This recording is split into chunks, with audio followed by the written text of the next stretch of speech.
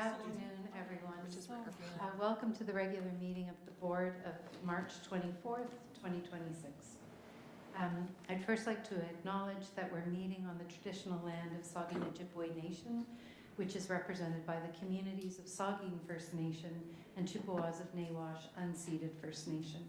We also think of the Métis Nation of Ontario, whose history and people are well represented in Bruce and Grey counties. I hope everyone had an enjoyable March break.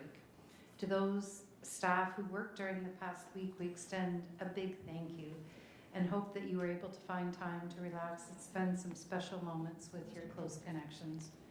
Now that spring is officially here, we spring forward into the home stretch of the school year.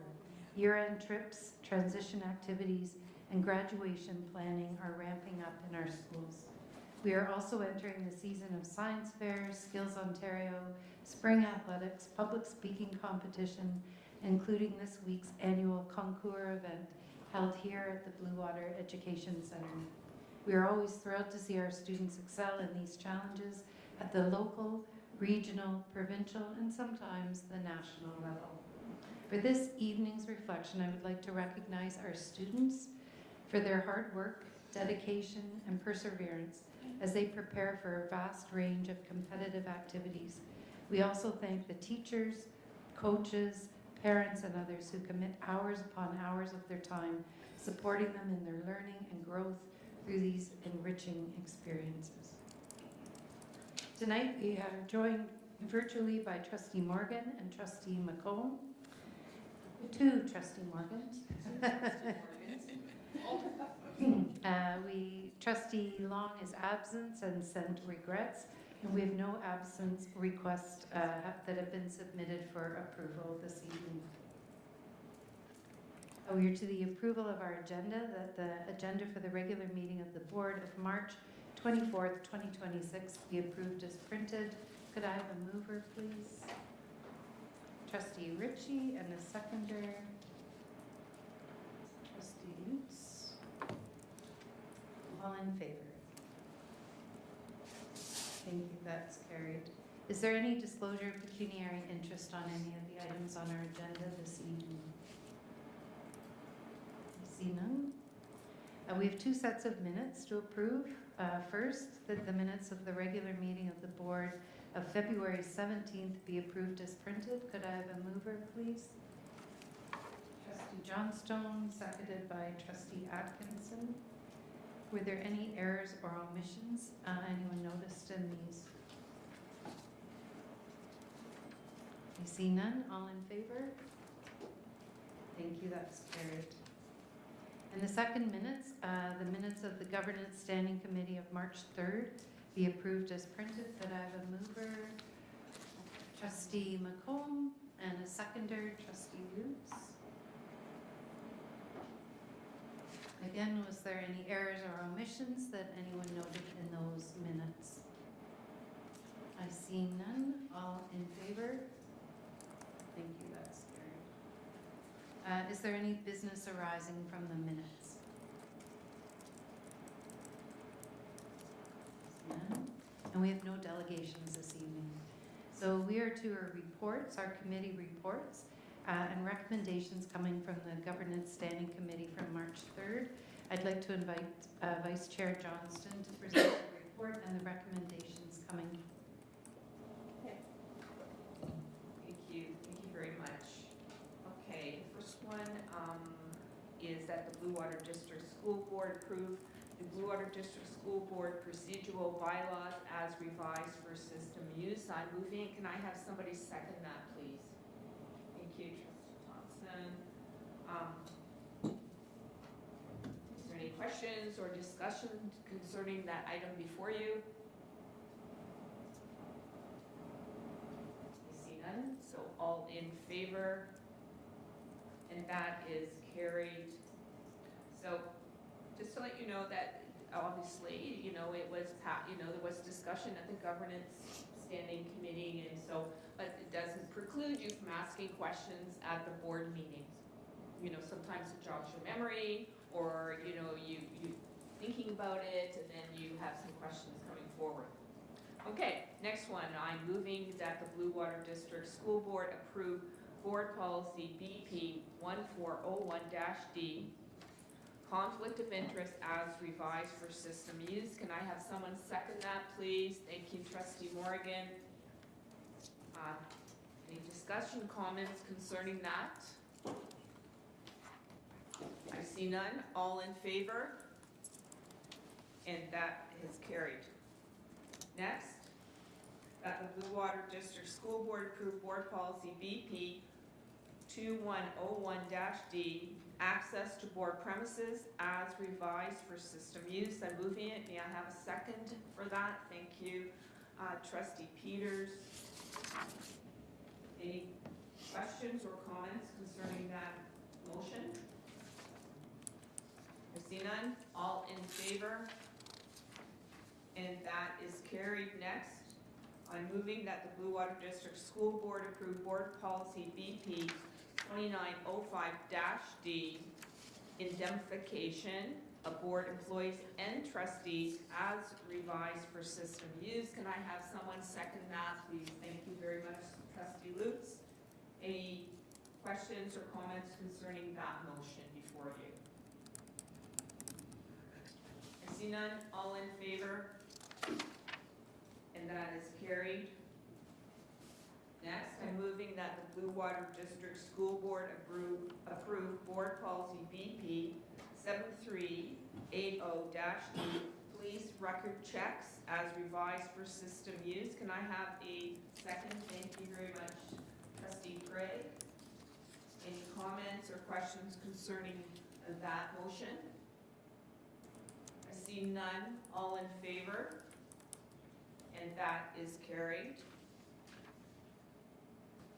I'm moving that the Blue Water District School Board approve Board Policy BP 4901-D, honorarium trustees, as revised for system use. There's chuckling going on. I don't understand that. Can I have someone second that, please? Thank you very much, Trustee Atkinson. Any questions or burning commentary to do with that one? I see none, sadly. All in favor? And that has also carried. Next, that the Blue Water District School Board approved Board Policy BP 5901-D, community use of schools as revised for system use. Can I have someone second that, please? Thank you, Trustee Morgan. Comments or questions? I don't see any. All in favor? And that has also carried. That the Blue Water District School Board approved Board Policy BP 2355-D, third party protocol as revised for system use. Can I have someone second that, please? Thank you very much, Trustee Lutz. Any comments, questions concerning that item before you?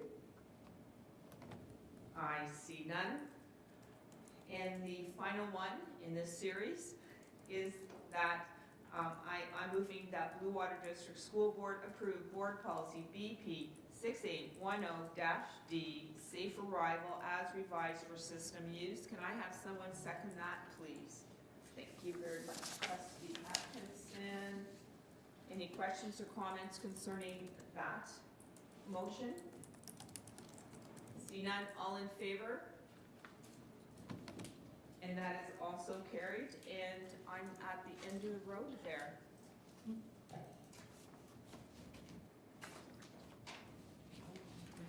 Thank you very much. And our next one's a Business and Facilities Standing Committee meeting for March 3rd. And again, I'd like to invite Vice Chair John Stone, the chair of that committee, to speak to the report and recommendations.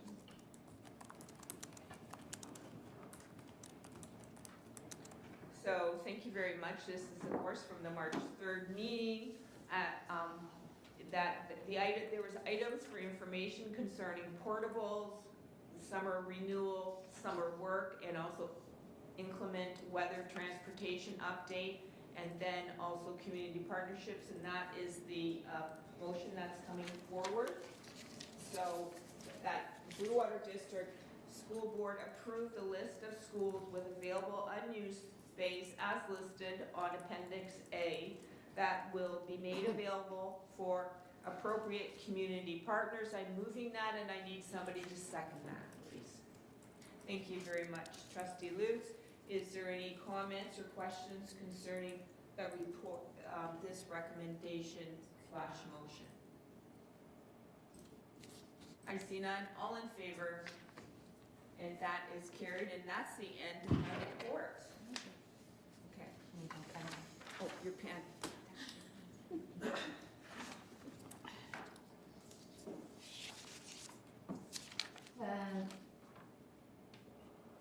Thank you very much. There was no in-camera report for meeting today, so no report.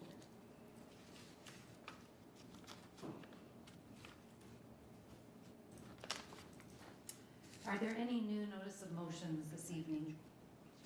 I see none. There are no committee establishments or appointments this evening, and I am going to invite, my notes say student trustee Gill, but given that she's not sitting there, I'm going to invite student trustee Farmas to speak.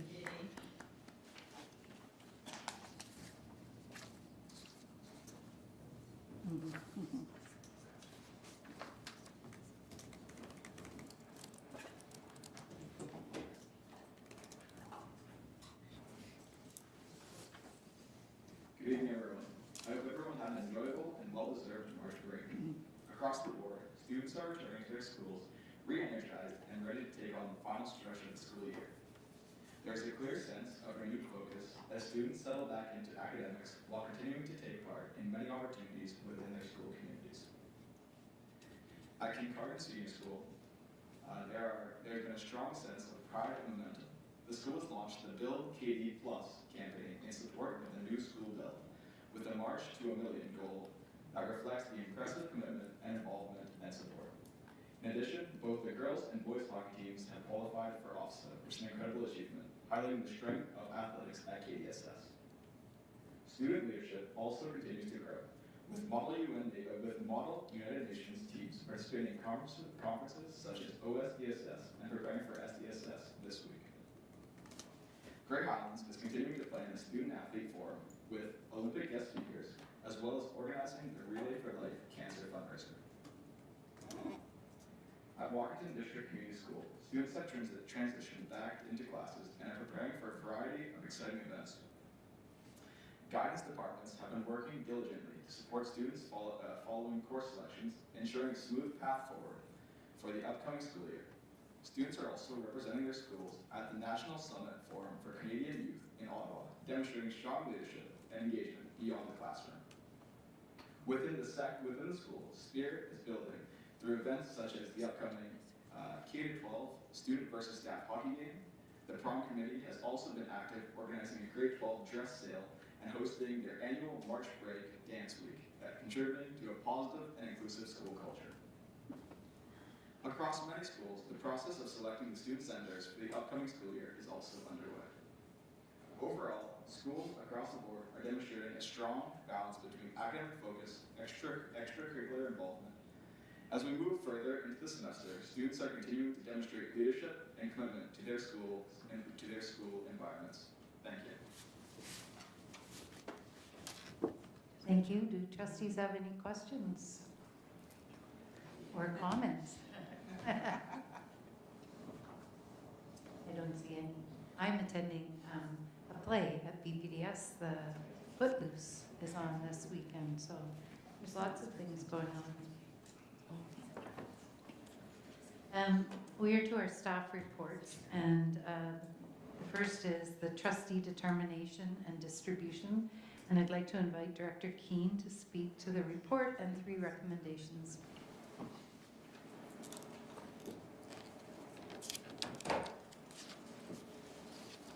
Thank you, Madam Chair. You have the report in front of you.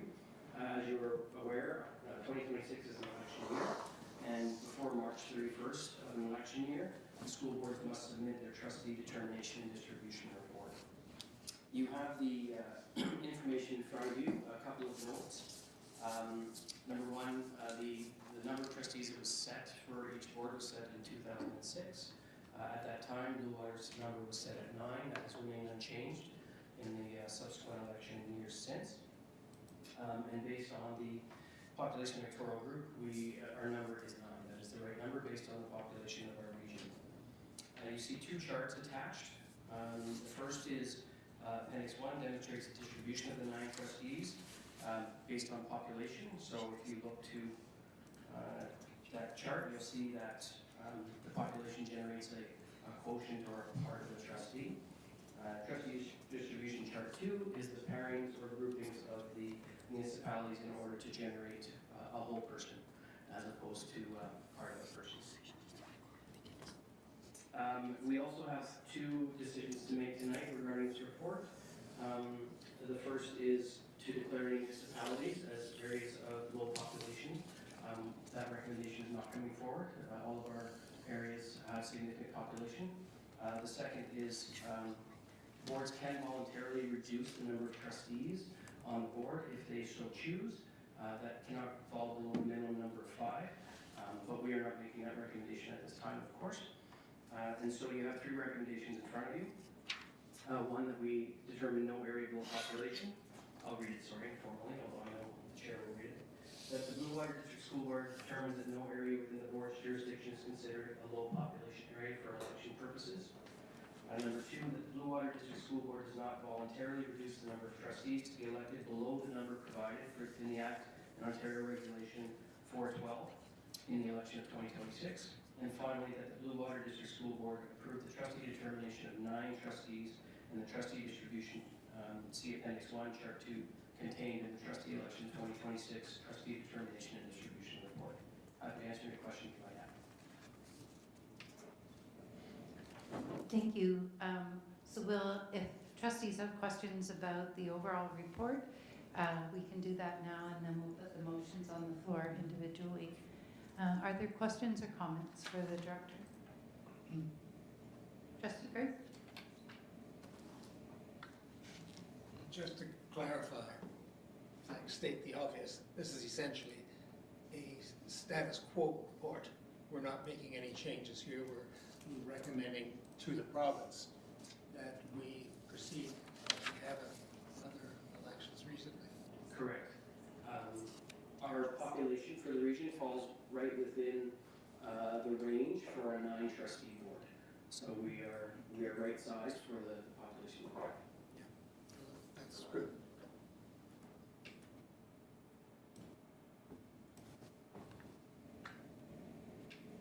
Trustee Ritchie, did you want to ask your question, just so everyone? Yeah, can you hear me? Okay. I just want clarity around, I guess, or just confirmation that Saugeen and Nawash are not on here because we're not elected. We deal with it in our own process. That's correct. The Indigenous trustee is a different legislation. Yeah, I'm just making sure. Any other questions or comments?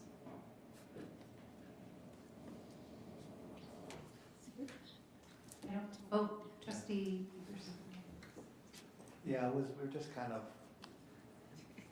spitballing the idea of where, like I agree completely with the way this is kind of grouped, but I'm sure when we as trustees, I've got, maybe 1 or 2 in my jurisdiction that are very, very remote, and they're, one in particular is, and I know the area is so close to North Wellington, and yet it's also very close to West Grey.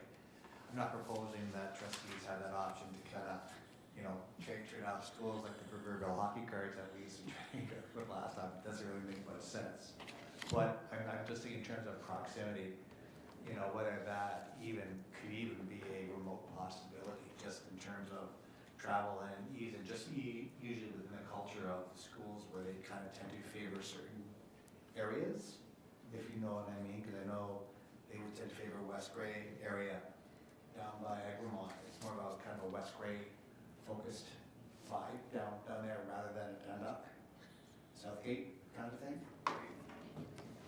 So through the chair, we are of course governed by the borders of the municipalities. And so the only flexibility we would have would be to the pairings of the partial municipalities in order to get as close to a 1.0 trustee as possible. So in table 2, you see the combinations that have been made there. And I'll be perfectly honest, the Bruce Gray geography, I'm not 100% up on it yet. So those pairings in my mind make sense because that's historically what we've done. So at some point, somebody put them together that were both geographically and as well as numerically a good fit. I do agree. I think that there are, even when we think about our area superintendents and schools that are attached from a family schools perspective, there are definitely outliers. We do have to have this by March 31st, but if there is interest in sort of playing around with that, we could do that on the quick. I don't know how we would manage that from a governance perspective, though we probably have to reconvene a special meeting if we were to make those changes. I'm just wondering, for an election purposes, that it stays where it is, but from an on-the-ground perspective, if a group of trustees or the 2 trustees involved could have a conversation that it made more sense for one of them to attend a school council meeting or whatever in that area, perhaps that doesn't need to be formally outlined to the ministry, but could be worked internally, I'm thinking.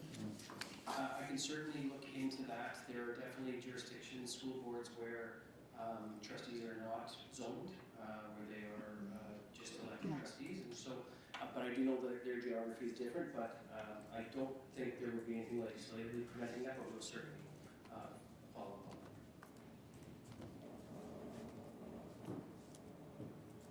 that. Any other questions? Trustee Johnstone? Yeah, it's just a comment that in the past in our board, when a trustee has, gotten sick or whatever, is that we kind of, as a group of trustees covered that trustee's area. I mean, and there was nothing formal. It was just like, you're closer to that area. Could you, say it to do something like that? So I don't think it needs a formal piece. Yeah, I mean, definitely there's lots of opportunity to play then in terms of schools, especially as we have a couple of new bills on the go as well. So that will tip the balance a little bit in certain areas. So we can definitely do that. Trustee Morgan?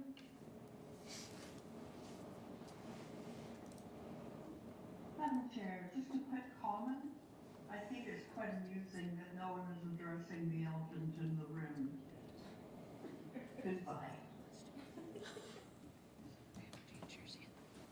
I think we deal with what we have today and the expectations, and we'll deal with what comes tomorrow or the next day when that happens.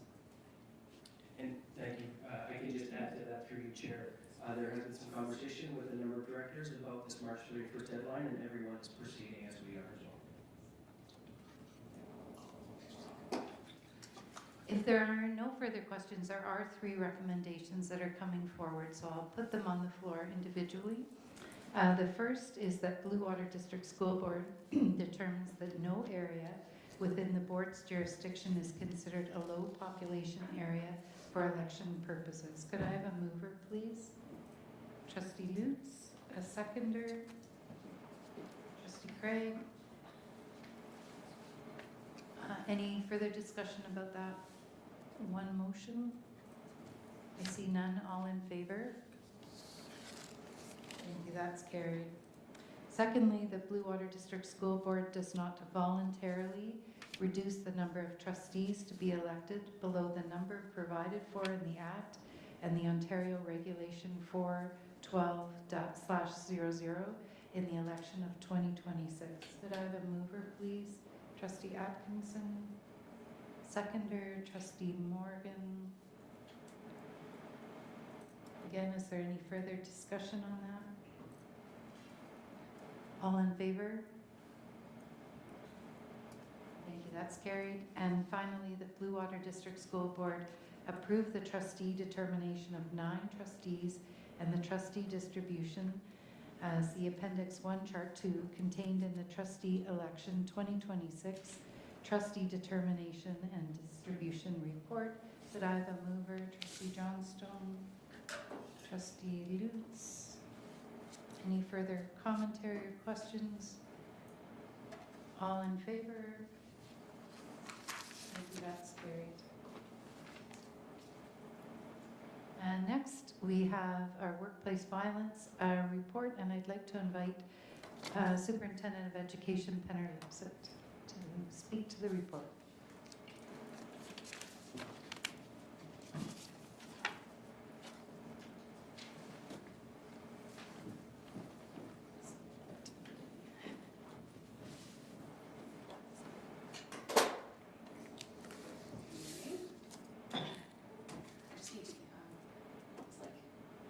Need to fiddle with this for a minute, get it to start.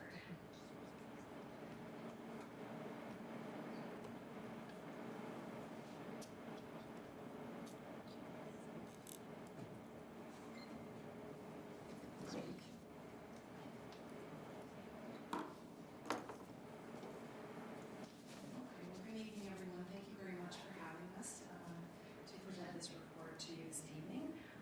Colleen McGuire, Learning Services Administrator, is joining me here. We're going to present together the report to you.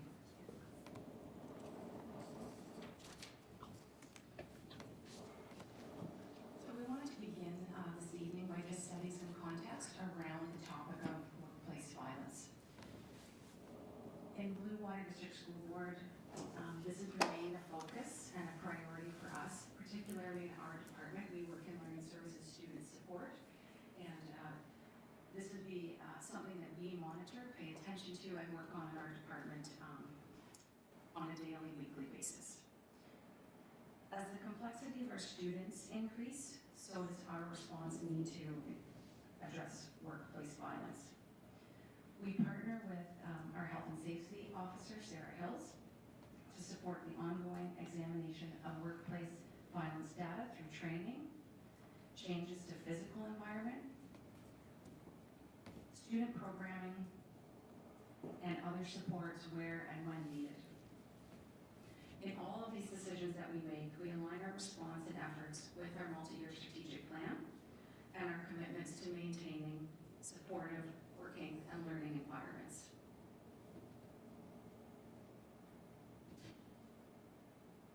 So there are a number of policies and procedures that guide this work, and they are listed in the report that you received, and so you have access, of course, to all of those policies and procedures. They're again just listed on the screen as reference, but they are available on our website.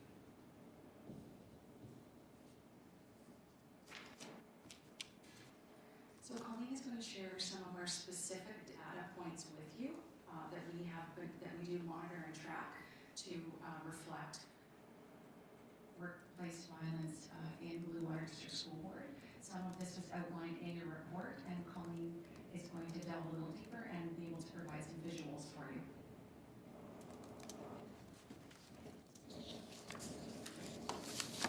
Right.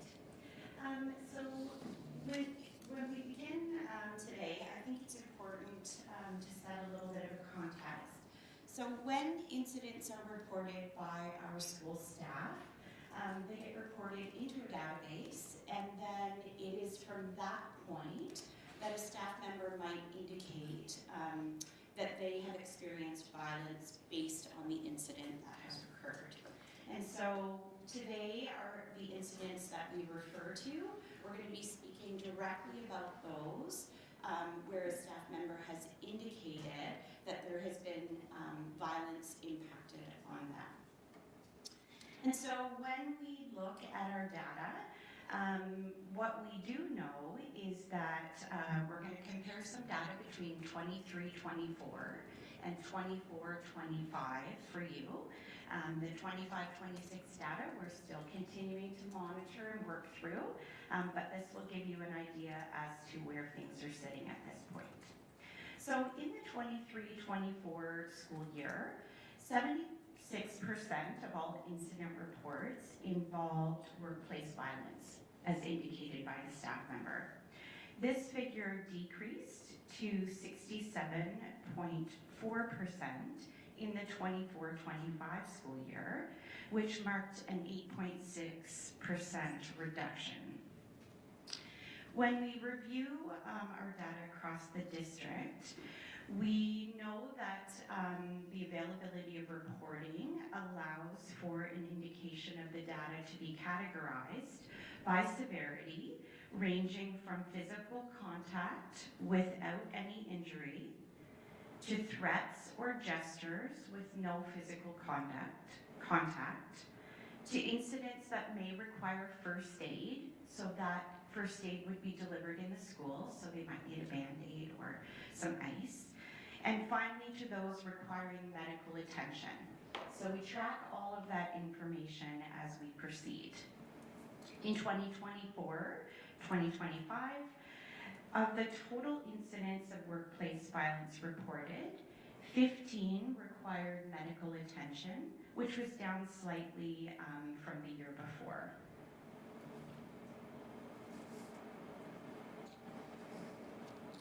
So when we look at the incidents that were reported by staff, of the total number of incidents, we wanted to highlight that we do track, as I had mentioned, the number of incidents that come in that required medical attention, those that required physical contact, those that had no injury, as well as those that had first aid or medical attention. And so we use that data as we're working through with our school teams to make sure that we have the right supports in place. What we wanted to highlight for you today is that of the total number of incidents reported, we have been able to break down by staff reporting the number of incidents that involve students with special education needs.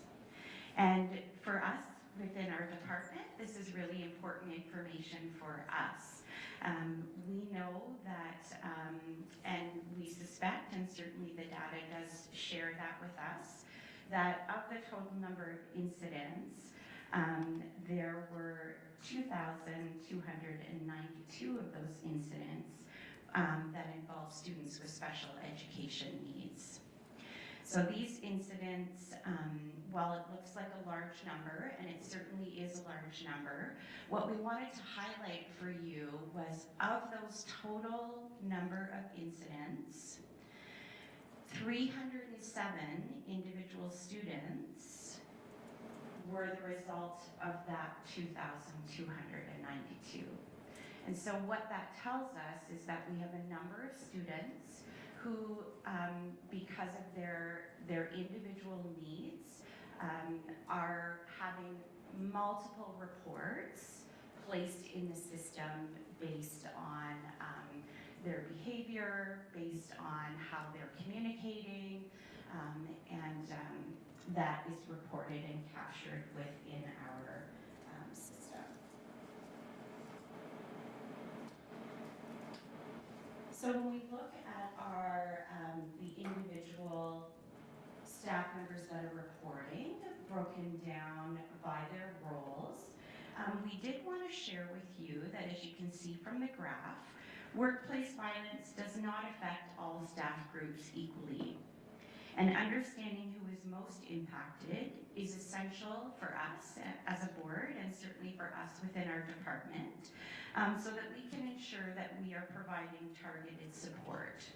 So in 24-25, educational assistants, you can see in the dark blue there, were 66.2% of all of the total reported incidents.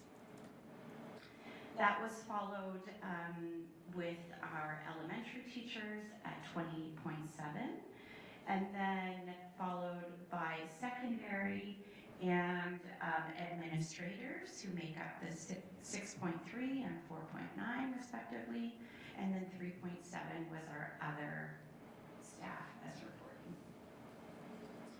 This distribution certainly reflects the reality that our educational assistants and our elementary educators often work most closely with students who have complex behavioral and communication needs, and therefore their number of incidents reporting is highest out of those.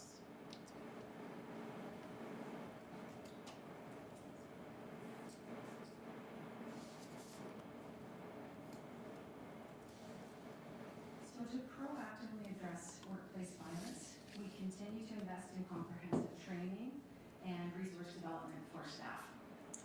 All employees in the district do complete workplace violence prevention training annually, and we also have opportunity for shared understanding of the procedures that we highlighted earlier, de-escalation strategies, and personal safety responsibilities. Administrators and EAs are required to complete the Behavior Management System, or BMS training. And we are currently working on developing a centralized, consistent training model for all of our educational assistants. In addition, you've heard us speak already this year about collaborative problem solving. So collaborative problem solving training has taken place with our EA group, teachers, administrators, and this program emphasizes the identification of lagging skills. It uses trauma-informed practices and relationship-based interventions. We, of course, also, when and where required, use personal protective equipment, and there's training to ensure it's safe and appropriate use with our staff. These measures are complemented with the school-based staff and the school team, along with our central staff and our Be Safe team, through coaching, development of positive behavior safety plans, monitoring of this data, and interpretation of this data.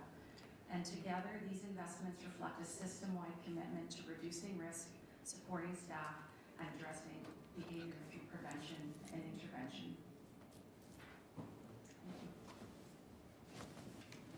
Thank you so much. Trustees, do you have questions or comments? Trustee Lutz? Thank you.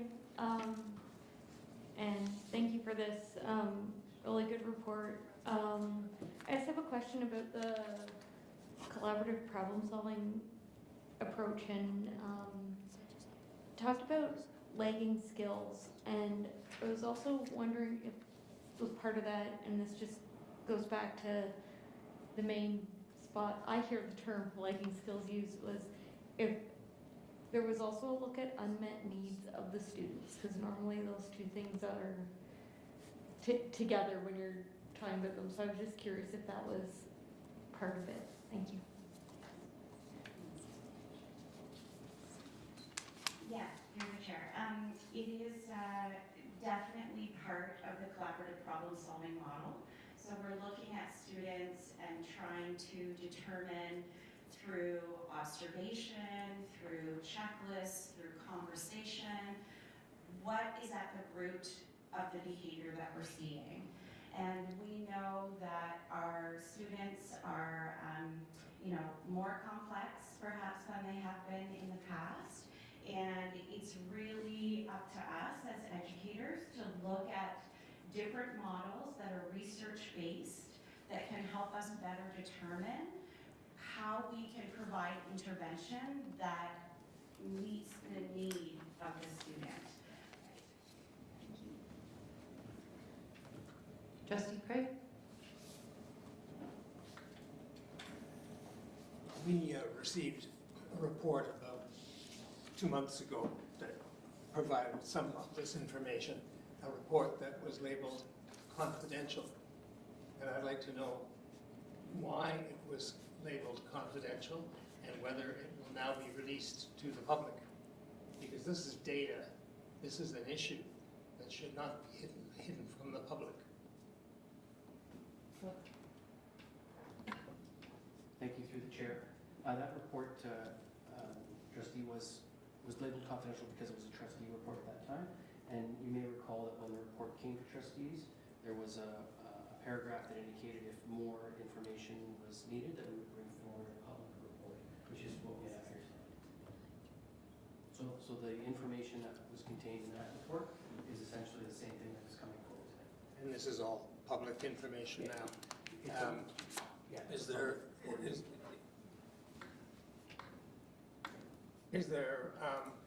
a written and published version of this, apart from what we see on the screen here?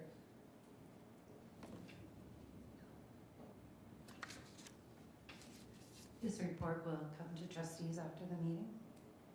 Yeah, correct. So the PowerPoint is provided through Crystal to you, and the written report is in your board package for tonight.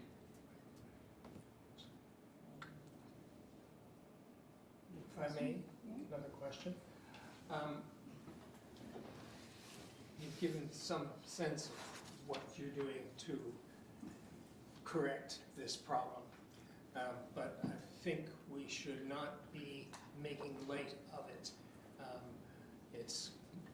We have 3,157 reported violent incidents in 24-25. That's luckily and happily just a relatively small increase from the year before, but it's a substantial increase from 2 years ago and 3 years ago. And if anything, the problem seems to be increasing here in our board and across the province. And I'd like you to comment on that. What is your perception of the increase in the nature of the problem and what you're doing about it?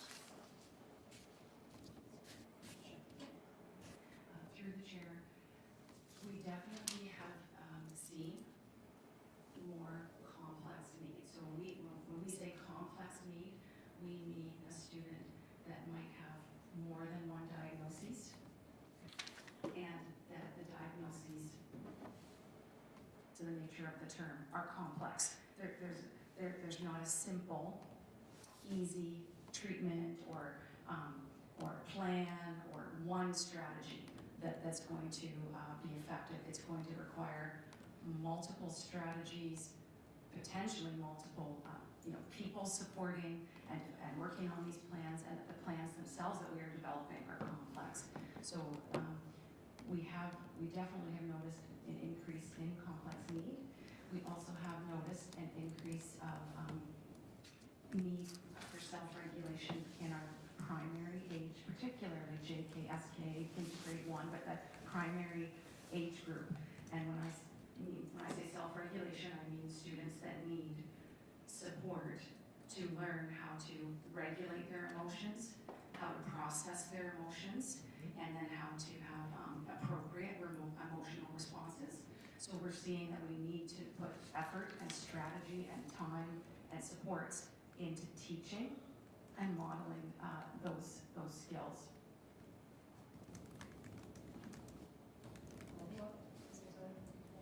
Are you confident that you're getting this under control? Given the fact that the number of attacks, serious kinds of attacks, increased 46% from 22-23 to 24-25, 2-year period. I know you're doing good work. I know you're doing your best to get this under control, but are you of the opinion you're being successful? Point of order from Katie. Just a point of order, incident is not an attack, and we need to be really careful about the language we use here. So we should be reflective of the report in the language that we use back. Thank you.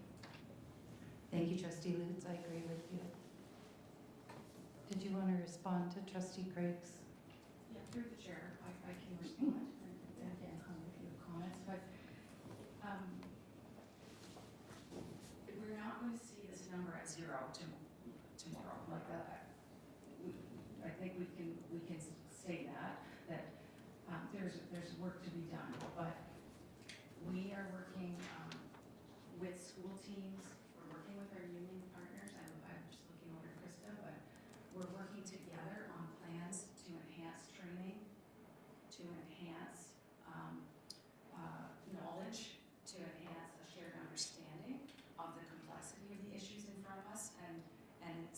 takes work and it takes time. It also takes I've lost the word, data collection and data monitoring and data interpretation, and that's what we continue to do. We need to pay close attention to the data that's coming to us and interpreting it so that we can analyze it and put those appropriate supports in place. Director. Thank you, through you, Chair. Just a couple things to add to that, Trustee Craig. We have legislation that does not permit suspensions for students in grade K through. We also understand that when we choose to discipline students, we factor in a lot of things, mitigating factors, progressive discipline, et cetera, et cetera. There is also a lot of data to support that exclusions are on the rise in the province, and some of that, I can be honest, some of that has been handled in some schools and school boards in a soft manner, and has really disadvantaged some students who have special needs, for example. So I think Superintendent Penrose makes a really good point in terms of the complexity of the fact of the situation that it is not covered. And so we have to wrestle with all these. One of the most important things I heard today was during AC, both the Superintendent Penrose and Superintendent Kewen put forward a training plan that was just referenced with our EA group, which are obviously, you saw from the data, they're a frontline group when it comes to these types of incidents. So, and it has been said, and I'll say it because Chris is here, but every time people talk about training with the EA group, they talk about how proactive the union is around training and how important that is to them. So those are the things we will continue to do. I do not think that, as in my experience with other boards, there are many other boards who are seeing more than we are, but we are seeing significant increase in those incidents. Trustee Lutz. Thank you. I just have a question about data collection, and I realize this might not be possible for reasons, but we collect based off age. Do we collect it all based off of whether it is French immersion or English programming, or whether it is, or that's a big variable in my mind, but there's some other variables, maybe like size of school or things like that. Like, do we aggregate the data in different ways? Thank you. So we don't specifically aggregate it based on French immersion English. When we analyze the data that's come in through the Safe Schools incident reporting software, we look at the number of incidents per school, the number of incidents per particular student who might have repeated challenges throughout the month. On a monthly basis, data is shared back with administrators as well as through our team to make sure that we're putting appropriate supports in place. And yeah, hopefully that. Trustee Peters, I think I saw you. When that data is shared with administrators, is it incumbent upon them to kind of have that conversation with the EA to kind of find out what were the circumstances to which this report was filed? Yeah, through the chair. Thanks for that question. Yes, there's always, after a significant violent incident, a debrief offered. So there's opportunity right away, like within a reasonable time frame, to have a debrief. And that can be administrator to EA, like individually. We also have supported debriefs with a larger team of people from our support department joining at the school. So debriefs can take a lot of different formats. They can be administrator obviously checking in with the employee directly. How are you doing? Can we talk about this incident? We definitely want to look at, can we determine the antecedent or the what might have been something that precipitated, to see if we can find a pattern. or see if we can determine how best to support that student to avoid that situation in the future. So we do ask all those kinds of questions, we have those conversations, and we talk about what happened leading up to an incident, what happened during the incident, what happened after the incident, and then we adjust plans based on that information. Yeah, because I just wonder, because sometimes, you know, the Iowa safety plan, you know, sometimes in the heat of the day and the days of being busy, it could have been completely alleviated at A, B, and or C, whether it's we're in the PPE or a proximity issue, or a word, or just reading the situation well enough where that situation could have been avoided completely. Trustee Hopkinson, my apologies, That's okay. my apologies. I've been sitting here very patient. First of all, I want to thank you for bringing this report to my fellow trustees. I have the opportunity to hear from the Be Safe team, and I hear about from the PIT team and all of the BMS training, and I also get at SEAC, but I also hear it at Central Health and Safety. I also hear it at Utah with the union trustees and administrators. We're very transparent that this is happening in Blue Water. We're not hiding it. And I'm not naive, as some may think, that I don't think it's a problem. It is a problem. Where was I going with this? I'm sorry. So what I see, things I can't unsee, and I hear things I can't unhear is a good way to explain it. I've heard that in April at the EA professional development that you had in Walkerton and Owen Sound, I believe it was, on the collaborative problem solving for the EAs was very well done. And the new EAs, 5 years and maybe till now, got a lot out of that training. And I've heard nothing but good positive comments regarding that training. The only thing that really, really concerns me is two things. And I'm very glad that with the, not that we've had 3,150 incidents. A lot of people in the communities think those 3,157 incidents are all spec ed kids, but they're not. They're not. A huge majority of them are, and as you said in your report, 307 were repetitive students. What I'm getting at is if we have 307 repetitions of violence in the workplace, so in my logic, and correct me if I'm wrong, that could possibly be a potential of 614 EAs if you had half a day with said child and somebody spelled you off for the other half a day. How do we protect them from a mental health crisis or PTSD? It's real. Do they have the opportunity to go to their administrators and say, I can't do it anymore, can I have my schedule changed? Is there repercussions for doing that, or is it, that's the job? I heard something yesterday from an EA and it made me stop and think. Years ago, the EAs had worked with on the educational piece, so they helped them with their literacy and numeracy and whatever they needed to do. Now it's more, her words, they're a punching bag. And the new EAs don't know any different, but the older EAs are having a problem gelling to the new system, and they're burning out. So I guess more I go back to, what are we going to do for the EAs? And Melissa, I guess this falls into your department as well, to protect them, because we don't want them to leave their job. They love their jobs, but I know when I was working in healthcare, I got beaten, and you can only take so much. So I wasn't lucky enough to have somebody advocate and protect myself.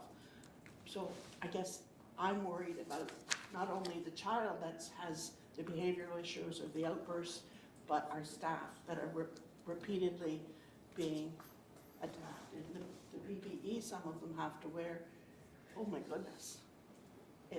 it's real, and I know we're doing what you can to help it. But is there something we can do to help our staff as well, to protect their hearts? Because they're not EAs because they don't care. And that's my big concern, is how do we protect? Yeah, through the chair, yeah, we know our EAs have big hearts and they love kids. That's why they do the job. You wouldn't do it otherwise, right? So just maybe to comment on a couple pieces, Trustee Atkinson, that you brought up. Definitely, we want to support our staff, and we would encourage any EA to go to their principal and speak with them if they are really struggling. We would encourage them to speak to their union. We'd encourage them to speak to a trusted colleague, but go to your principal for sure and have that conversation. Schedules can be changed and amended. There's fluctuation to happen there for sure, and we do that. That happens quite frequently, and principals are used to that. When I was a vice principal, by week 2, you're on version 21 of your EA schedule or whatever, because you're meeting student need and staff need. You're balancing both, right? And you're trying to get the best fit for everybody to be successful in your school. So we definitely want to pay attention to all staff wellness, and that's why you hear us talk about staff wellness initiatives or the like wellness campaigns, wellness committees. It is at the forefront, and so definitely at the school level, there's things that can be done, discussions to be had, scheduling to be looked at, plans to be made and adjusted. There's also avenues through labor relations, like through Melissa speaking with union partners, and at that table having those conversations at our levels.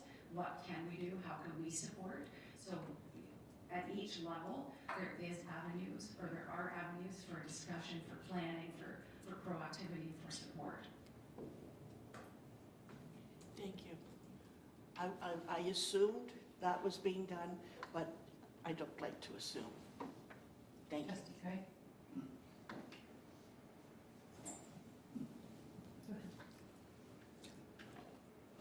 Another aspect of this is something that the director mentioned in introducing this, that I guess the one way to put it is that your hands are tied by the fact that you can't just send a kid home. You certainly cannot physically restrain a student who is verbally or physically violent, except in the most extreme circumstances. So what I'm wondering is, do you have a sense that compared with, say, 25 years ago, your hands are tied, your options for correcting this kind of behavior is limited to the point of making it largely irrelevant?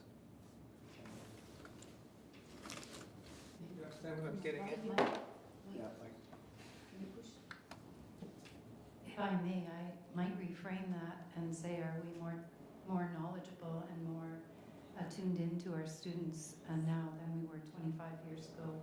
I think that might be a positive growth rather than a negative growth, but I'd let you answer that. Yeah, through the chair. I would agree. We know a lot more about student well-being, student mental health, students' rights, and the rights of students with special education needs to an education. So we are constantly balancing competing rights, the rights of the student to an education, to a safe and inclusive learning environment, and balancing that with safety in our schools for our staff and students. That is what we're doing each day. Follow up? Oh, go ahead. Go ahead. A lot of this goes back to the parenting, to the parents. And do you have any Go policy. ahead, I'm gonna call that a point of order Yeah. too. That's, not- we don't know if it goes back. We do not have the knowledge at this table to know what incidents happened and what the cause, that's not data that we've been provided. So no, I'm not accepting that question. Trustee Ritchie? Thank you. This might be something that might have to be dug more specifically in the data, and it might not even be recorded, but I'm just wondering, because I know we're talking about staff to student violence. I'm just curious to know in these reports, if it's been calculated, or student to staff, if it's been calculated, or not calculated, but looked at in regards to racism and discrimination within the schools, because unfortunately, workers are not always innocent, and sometimes they're blind to their own privilege, especially of who they're working with. So I'm just curious to know if there is any data on that, if it's been recorded at any point in time, doesn't matter if it was this year. And if there's not, and it was kind of a loaded question, but there's a possibility to start recording that, because I know there has been incidences in the past. Unfortunately, I've experienced it when I was going through school within the board. So I know what happens, and unfortunately, we don't recognize just how prominent discrimination or racism is in our Blue Water Board. And sometimes people don't even know that they're doing it because they don't recognize it. So I'm just curious, because I was listening to everybody's comments, so be quick. Yeah, through the chair, that kind of data would not be captured specifically in this sort of reporting tool necessarily. If there was a report of discrimination, bias, hate motive, something to that degree, we have other reporting mechanisms and avenues to go and other policies. It may or may not come out through this reporting in particular. Yeah. Thanks for the question. Through the chair, just really quickly, just to follow up with that, it's just another question that can be answered through email or whatever, but just to elaborate on that, I guess, is there any correlation between the acts of violence from a student to a teacher or an EA in regards to that? Like I said, you don't have to answer that right now. You might not have to answer that, so I'm just curious. Thanks. Yeah, through the chair, just anecdotally, I don't have data to speak to that today, but just from my own experience in a classroom as a teacher and then principal and working in schools, each incident of violence is reviewed. So it comes down to the questions we ask, the observations that are made, and the reports that are given, and looking at that whole picture to determine what might have contributed to the incident. So we do review each incident and have conversation and look at data, whether that's reports that are given to us by other people, whether that's self-report that we hear, but we do look at the incidents and review. Thank you. Thank you. Trustee Atkinson? Pardon me. Something positive. Every morning I sit down and have a conversation with a young person, and he has violent outbursts. I wouldn't know by just talking to him, but he told me he has an EA who has to wear protective equipment. But yesterday he said to me, Mrs. A, I don't know why I do what I do, and you don't see what I do, but I do it. And he said, they're helping me here. He said, I've had trauma in my life, so he knows, but they're helping me. So on that note, we're doing what we can do with what we've got. And that's one little soul that we're making a difference. And he knows where he can go and talk and reach out, and we've gotten some help. I don't, yeah, this is really lays on my heart, but That's a good job. yeah. Thank you. We are such an data-driven organization, education. And I applaud the staff that are taking the time out of their day to fill out these forms to give us information. Is there something, this may be a wishful thinking, but when these reports are generated and there is a student repetitively needing support, does that have any place to go in the ministry to look for additional funding to support a particular student? Does that information provide us with a tool? Through the chair, I wish I could say yes to that. No. Yeah, no, in terms of reporting connected to funding, no.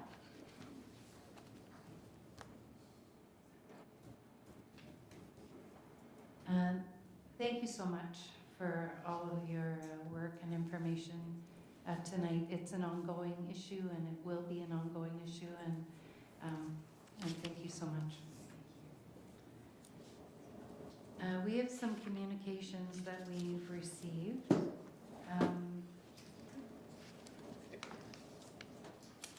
We received correspondence, you will have been forwarded all of them, a letter from the Ontario Ombudsman in response to the letter that Blue Water trustees sent regarding the potential removal of trustees. The Ombudsman acknowledged the board's concern but will not be launching an investigation at this time. Our motions made some, certainly some of our municipal councils took notice of the letters that were sent to them. So we received a resolution made by the Council of the Township of Southgate in support of our letter and was sent to the Ombudsman, and I think also looking for public consultation. Also a resolution from the City of Owen Sound in support of the letter from Blue Water to the Minister of Education regarding the removal of trustees. Directive to Westbury SAF to send letters of support and with respect to our letter to the Minister of Education, a letter from Grey County Council to the Minister of Education in support of the letter of Blue Water to trustees sent to the Minister of Education. I'm also aware this came up at the Northern Bruce Peninsula. I apologize, I haven't heard back from them, and I didn't go back to look through their minutes to see, but I know they were very supportive of the letter that had come through from us. So we shall see. Is there any announcements this evening? Trustee Atkinson?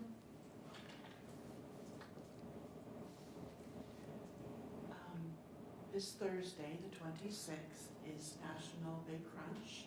So yes, Big Crunch. I will be joining virtually at 1 o'clock around the world. And then most schools will be doing it after their announcements in the morning to be involved in their breakfast programs. But what I'm very happy to say, all the schools in Blue Water will be getting free apples starting tomorrow in delivery. So no cost to the school programs, and every child will get an apple. And in fact, today I had a conversation with one of our grade 8 boys that when was it coming, because that's when him and I get to take a big bite out of student hunger. So on Thursday, take a minute, grab an apple, piece of celery, a carrot, anything that makes a crunch, and let's take one bite at a time out of student hunger. Oh, and I do have one more thing. On Saturday was Rock Your Sock Day for Down syndrome, and everybody wore funky socks. And every year on the 20th, I get a phone call from a man that's well known on social media, Larry McIntyre. He's a 60-year-old former Westbury student, a Perth man, and now lives in Southgate. He has Down syndrome, and he reminds me to wear my wacky socks. Sometimes we meet up and I lose my socks and we trade, but what I really want to celebrate is this October, it will mark the 40th anniversary of his grade 12 graduation. He is the first student with Down syndrome that graduated in Grey County with a full grade 12 diploma. So that's on a positive note for the night. Trustee Johnstone. Yes, I just, it's under communication that, you know, we received from TK Gertz from OSPA, a media, you know, Monday to Friday, and I just want to point out, because this goes with the workplace violence, there was an exceptionally good article that he included in that list today that was it was in the Walrus. You can read it.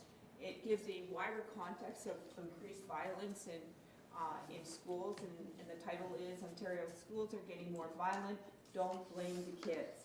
So it really does give you that undercurrent of, you know, because it's just not this area, but it's, you know, it is about complex needs. It's also very much about, talked about racism in there, Rochelle. This article, you can read it, you get a link to that. It also talked about poverty. I've saved it as a Word document. Pardon? I've saved it as a Word document. Okay. If anybody wants, I can.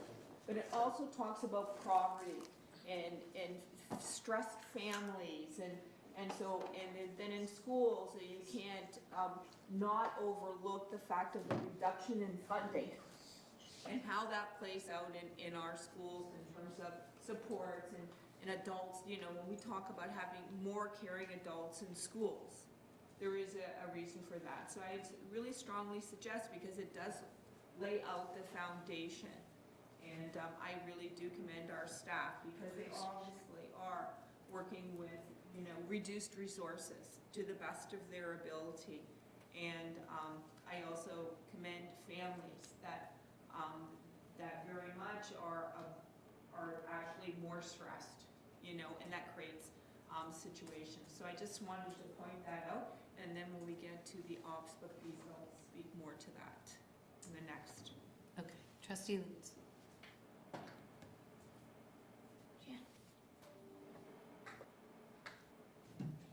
Thank you. Just two quick things. One, we were talking about events at schools, and there are lots coming up, but one in particular I'll highlight is story time next week, 2 different nights at GC Houston. Some of the best entertainment of the year when you get all the kids acting out Robert Munch stories. Absolutely fantastic, very well done, and everyone participates. So yeah, lots of fun. I try and get there when I can. And another thing, I just wanted to make sure we formally recognize the one student senator. Student Senator Baker, I believe, was involved in creating the absolutely beautiful mural at the Outdoor Ed Center.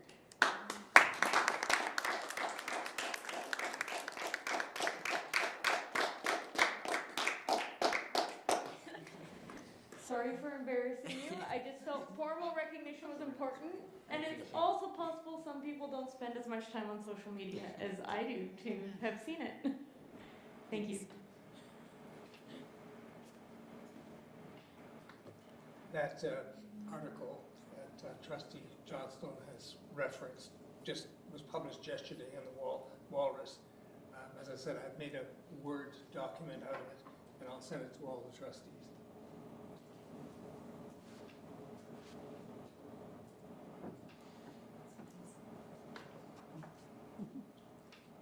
Trustee Johnston, did you have something to say about ops? Yes, I do. It's I'm on C-3 of the town. Okay. Okay, so I'm moving on. Yeah, so the Ontario Public School Board Association Western Regional Meeting is going to be held on April 11th. It goes from 9 to 2 p.m. It is in Sarnia, and it is available to interested trustees from our board. You may attend by hybrid or in person. So, so you'll be getting, you know, information from the papers and to respond to that. And as you know, we went through a reorganization, a refresh of the Ontario Public School Board.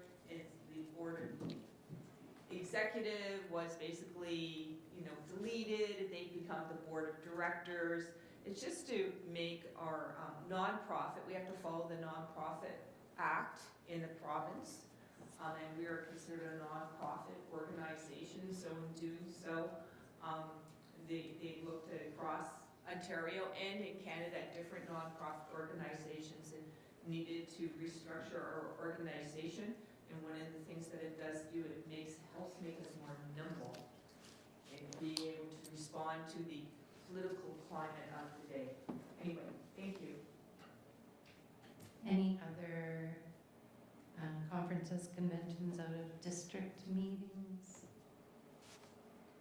The trustee calendar of events is there for your perusal, and I would like to adjourn at 8:16. Could I have a mover? Johnson, a seconder, trustee Hughes, and safe home, everyone. Thank you very much.